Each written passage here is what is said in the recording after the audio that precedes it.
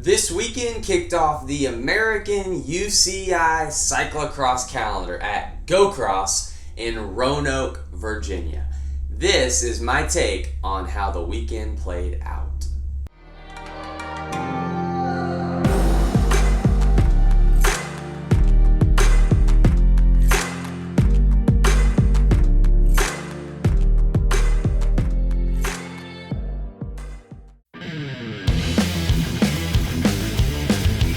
I'm not gonna lie, I was pretty nervous going into the weekend. I have no idea what to expect or how to set goals when I haven't done a UCI cyclocross race in literally 2 years. I mean, I'm pretty confident in my own training over the past 2 years, but I have no idea what guys like Stephen Hyde and Kerry Werner have been doing the past 2 years. This is where the wild card riders come into play. I mean, we took a whole year off of UCI cyclocross. Who are going to be the new guys who weren't even in the UCI race 2 years ago? I've got a few that definitely raised some eyebrows this weekend that I'll be mentioning later. Another thing that I was pretty nervous about going into this weekend was my cyclocross specific skills. I mean, I haven't really raced at this level in 2 years, and to be quite honest, I haven't done enough dismounts and remounts and barriers and all of those cyclocross specific skills that you need to do well. But luckily, it's like riding a bike, and I didn't have any issues with my cyclocross skills this past weekend. Let's talk goals. It was pretty hard to have some solid goals with all the uncertainty that there's been going into this weekend, but I still wanted to have some goals that I'd be shooting for. Did you know that goals actually improve pain tolerance?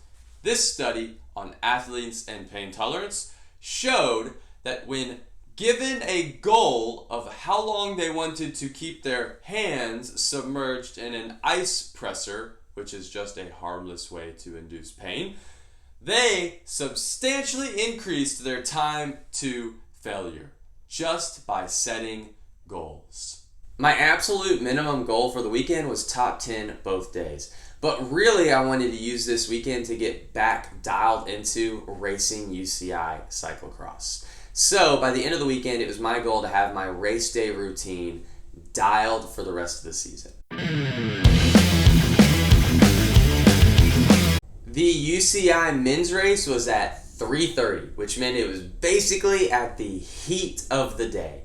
Anticipating this heat and that it was going to play a pretty big toll on riders, I went to Roanoke with bottle cages already mounted on both my bikes. This year I'm running Trek's aluminum frame set, the Crockett. It's built up with SRAM axis force and a zip cockpit. For all you tire nerds out there, I don't have a tire sponsorship, so I get to choose whichever tires I want.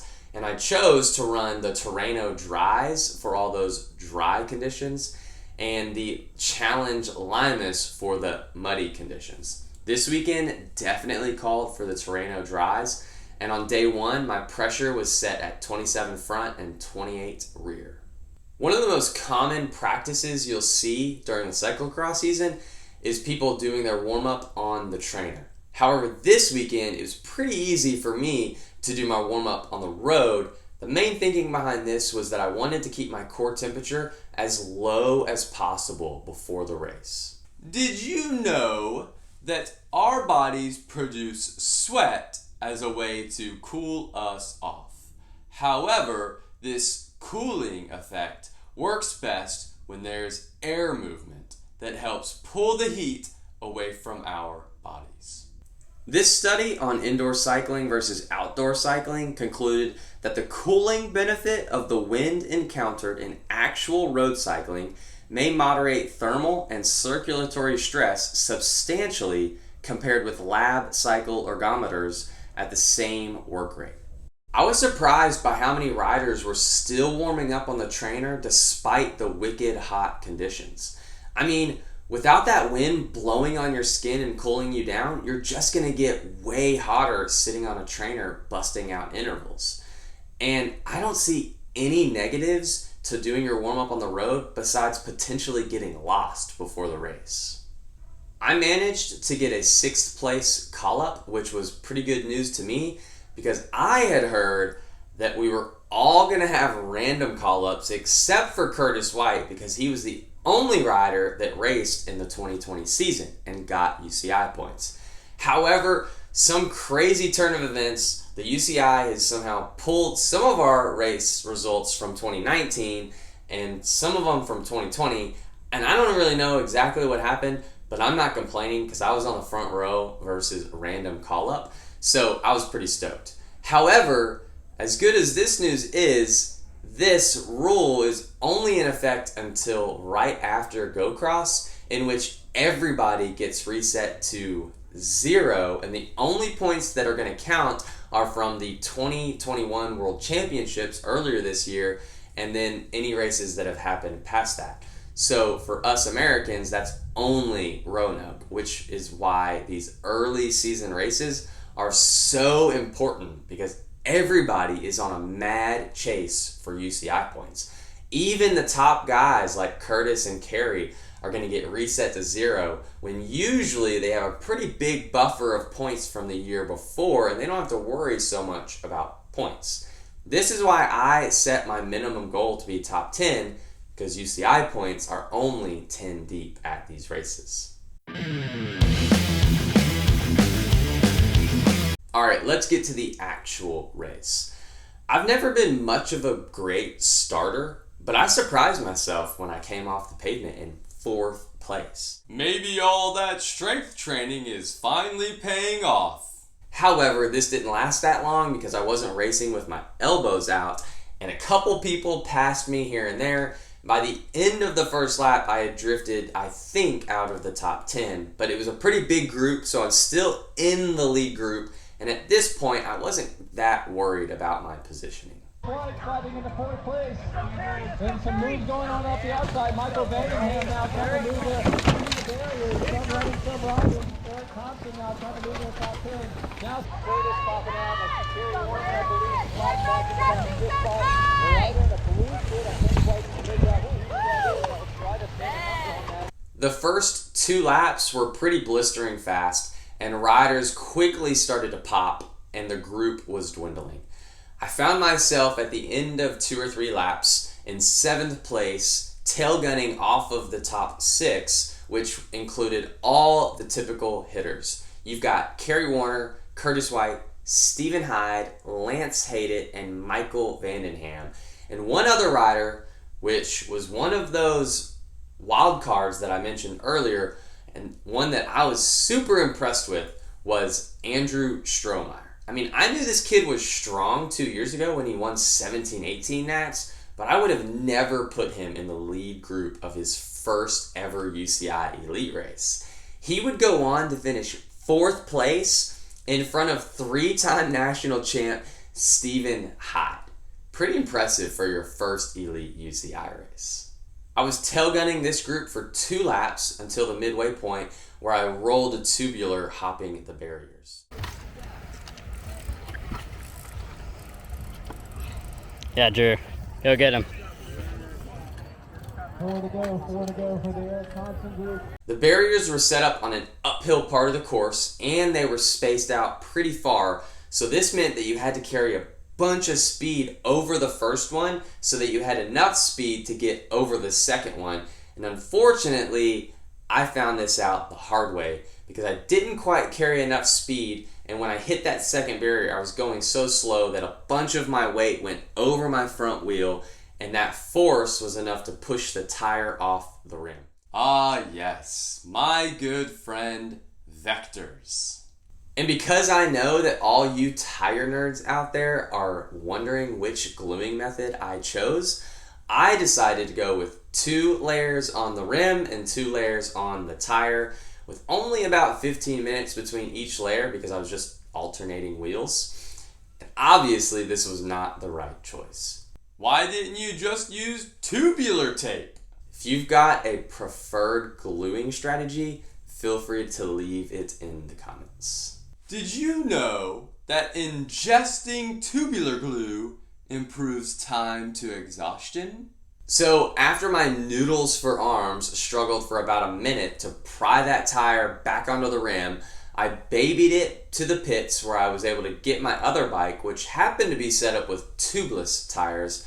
And actually these tires felt really solid for the rest of the race, and so I made the decision to even race these on day 2.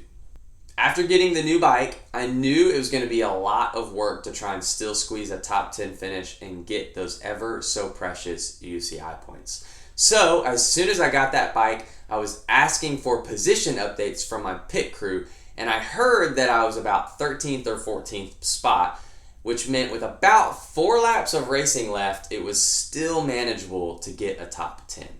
I definitely contemplated pulling out and saving my legs for day 2, but quickly threw that idea in the garbage because I went there to race my bike, and that was exactly what I was going to do.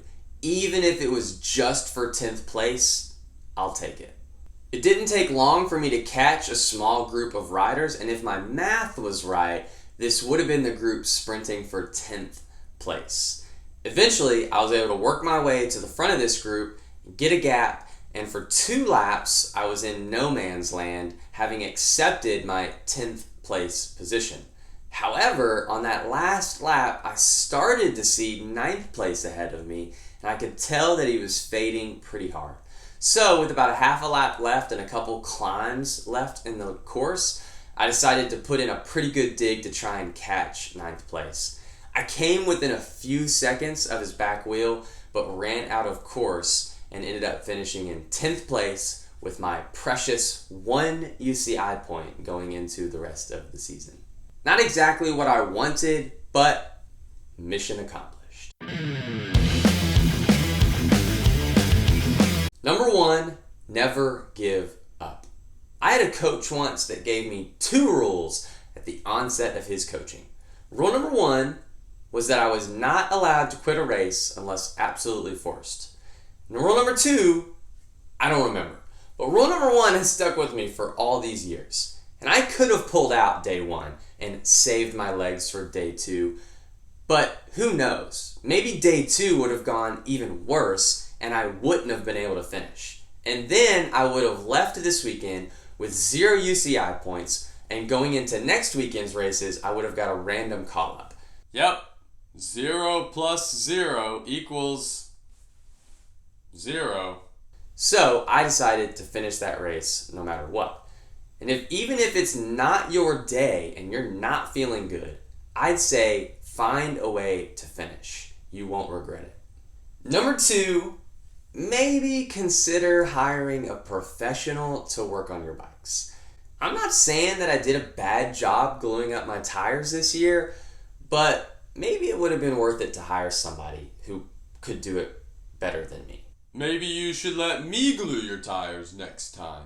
But to be quite honest, it was my first time gluing tires without mechanic supervision. That's all I've got for this video, but before I go, there's one more thing worth mentioning, and it's wildcard rider Scott McGill. I told Scott before the race that he was the rider I was most afraid of because I knew that he was pretty fast and I'd never raced him on cross bikes. He's a good friend of mine, and he's an ignition coach, and he finished 6th place. He's primarily a road racer for A Volo, and he had a pretty good season finishing 10th in the road race at Pronats.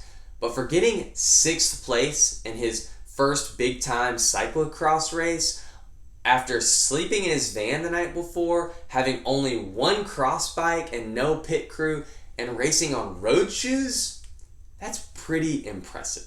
Good job, Scott. Alright, y'all, that's all I've got for this one. Be sure to keep an eye out for day 2 coming out here in the next few days, and also subscribe to the channel if you liked this video. And if you are looking for a coach, feel free to check out the Ignition Coach Co. website, which I will link in the description below. Ignition Coach Co. Top-notch, science-based coaching.